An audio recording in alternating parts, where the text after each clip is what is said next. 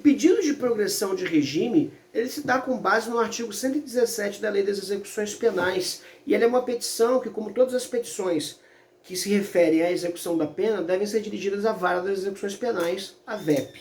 Transitada e julgada a sentença penal condenatória, a gente tem que esquecer o juízo da condenação. Agora, todos os benefícios, todos os pedidos que não tenham natureza administrativa devem ser dirigidos à Vara das Execuções Penais.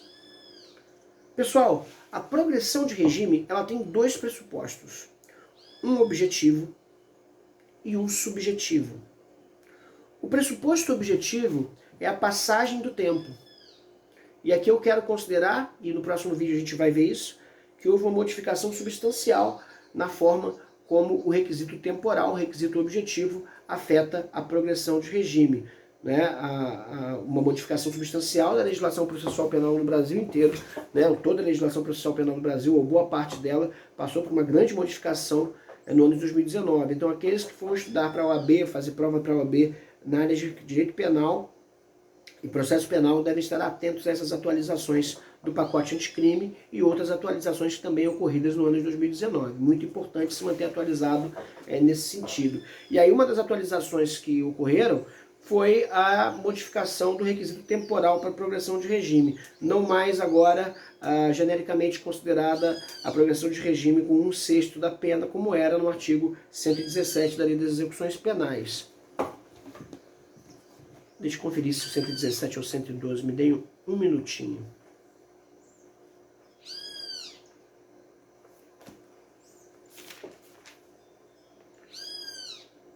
No artigo 112, pessoal, desculpa, tá? O 117 fala sobre a prisão domiciliar, tá?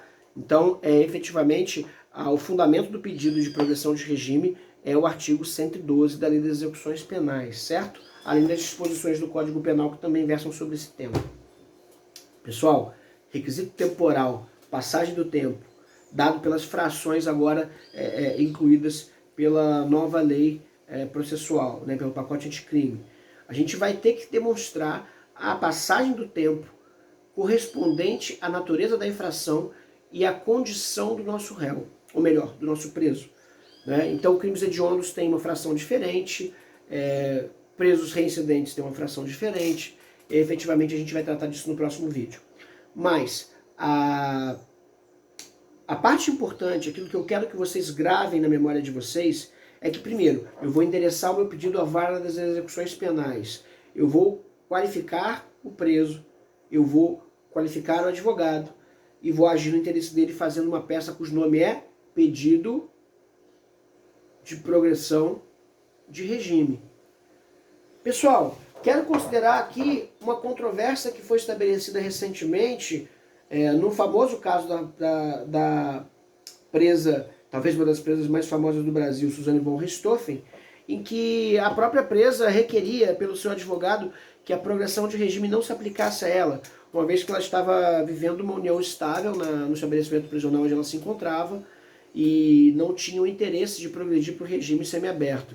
E aí uma das manifestações mais curiosas da execução penal de que eu tenho notícia, né? A defesa pedindo que a presa permanecesse no regime mais gravoso e o Ministério Público pedindo que ela progredisse para o menos gravoso. E efetivamente ficou consubstanciado e posteriormente a história não para de ficar surreal, consubstanciado ainda na decisão do sobre a progressão de regime do ex-presidente Lula, determinando que, na verdade, a progressão de regime não é apenas um direito do apenado, mas um imperativo de ordem legal, portanto não está em seu âmbito de escolha, muito embora seja um benefício carcerário. Então há uma obrigatoriedade de progressão de regime na jurisprudência, então com mais razão ainda, se o preso faz jus à progressão de regime, essa deve ser a medida a ser adotada, sendo bastante inoportuno que o próprio Ministério Público se oponha à aplicação da lei nesse sentido. Então, o que eu vou me importar na minha peça, quando eu for narrar os fatos, né? Quando eu for falar da narrativa dos fatos? Eu vou narrar tranquilamente, no primeiro momento, o cumprimento dos requisitos temporais. Passou-se tanto tempo, remiu-se tanto tempo de pena, e aí, efetivamente, eu vou demonstrar os requisitos temporais. Agora, existe um segundo requisito para o pedido de progressão de regime, que é o mérito do apenado e o seu caráter moral. Na verdade, há uma linguagem no sistema prisional, por parte da administração, que menciona expressamente uma reforma íntima do preso. Então, quando eu estiver falando dos requisitos subjetivos do pedido de progressão de regime, o que eu vou efetivamente colocar? Eu vou, nesse momento, invocar tudo aquilo que puder demonstrar que esse preso está inserido em mecanismos de controle social informais, tais como trabalho, tais como estudo, tais como grupo religioso. Eu vou demonstrar a sua frequência às mais variadas atividades, vou ressaltar o caráter da sociabilidade desse preso, eu vou ressaltar o seu bom comportamento carcerário, o que deve acontecer se ele passar mais de 6 meses sem ter nenhum tipo de falta, e aí efetivamente trabalhar na demonstração fática dessa reforma íntima. Também não vou, no meu pedido de progressão de regime, nunca chamar o preso de preso. Eu posso escolher palavras bem melhores, eu posso chamá-lo de requerente, eu posso chamá-lo de reeducando, né? Eu posso chamá-lo pelo nome, senhor fulano de tal, mas nunca o apenado. Eu acho o apenado uma coisa que marca um fato que deve ficar para trás, sobretudo num pedido que pede para progredir para frente, né? Então eu acho que, sim, retoricamente, não é legal chamar de preso. É legal chamar de apenado, né? Eu gosto, ou melhor, não é legal chamar de preso, não é legal chamar de apenado. É legal chamar de reeducando, é legal chamar pelo nome, né? Eu gosto mais de tratar dessa maneira. E aí eu tenho que atender também alguns requisitos. Pessoal, olha só. Quando eu estou falando de progressão de regime para regime semiaberto, eu preciso fazer a demonstração de que o réu, ou melhor, que o preso, tem condições de... E aí eu quero fazer um adendo aqui. Pessoal, eu disse réu, mas não pode ser chamado de réu, tá?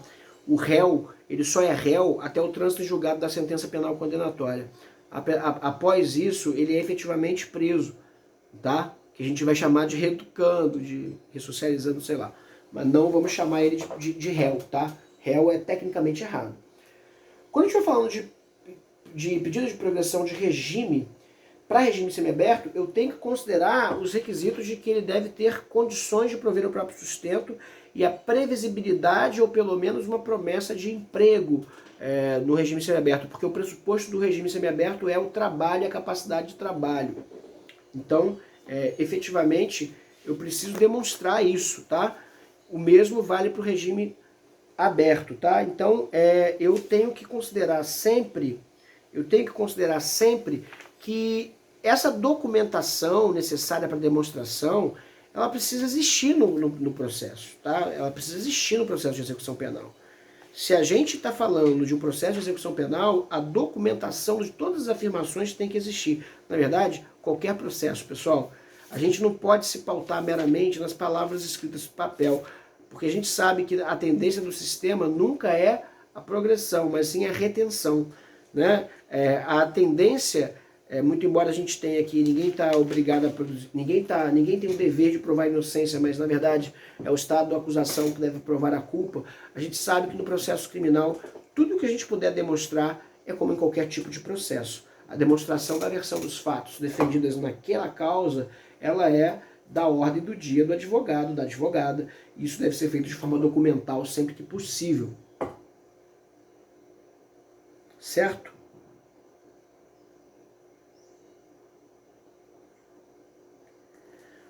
Eu mencionei para vocês aqui que o regime semiaberto pressupõe que o apenado esteja trabalhando ou comprovar a possibilidade de fazê-lo. Na verdade, isso é uma regra para o regime aberto, tá, pessoal? Mas eu acho importante que a gente mencione isso, ainda que não seja um requisito objetivo para a progressão do regime semiaberto, eu acho muito importante que a gente mencione a possibilidade do réu de trabalhar. Sempre e na primeira oportunidade que isso aparecer. Sempre que isso existir.